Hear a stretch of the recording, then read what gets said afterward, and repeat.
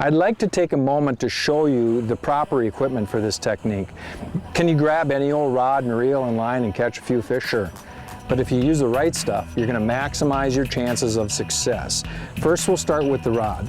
I like to use a rod. This happens to be a jigging rod, but it's got a real soft tip. Concentrate on rods that'll be 6.5 to 7.5 feet in length. They'll allow you to cast a bait like this, a light flicker shad, for a long distance. These are real light baits, so you have to have the right combination. Now, speaking of casting a long distance, the next part of this equation that works is the line itself. I like to use a real thin super line. This is Berkley Nanofill. If you run your fingers up and down on this line, it feels slippery.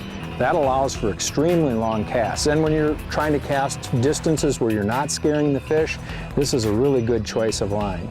Sometimes with a line like this, though, it's fairly limp, and as the bait is tumbling through the air, it'll tangle in the hooks.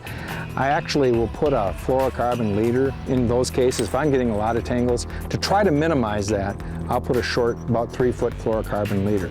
Now, the combination of this synthetic line and the leader eliminates stretch. And I think that's a very important part of cranking.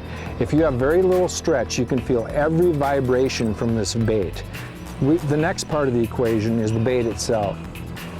We're using flicker shads here today. This is a size 7. I almost always use a size 6. But here in this particular situation, we're trying to reach edges that are 7 to 9 feet. And a 6 is just a little bit too shallow. So by going with a 7, it'll dive deeper, dive a little bit faster. And so we're more efficient in getting the bait down into the fish zone itself. And the last part of this is Ty picked up on a color right away that was awesome, and basically was just whaling fish. Now, you'd think the natural progression would be that I should just try that bait, and I did a little bit, but in thinking about it, the theory that will help you catch more fish is I started rifling through colors, because he's showing the fish one color. I would love to show them a different color, because if they didn't hit his bait at first, maybe a different color would trigger them. So you could see that I've gone through just a ton of baits here, found one that really works well. So now, to be really effective, we're giving them a 1-2 punch.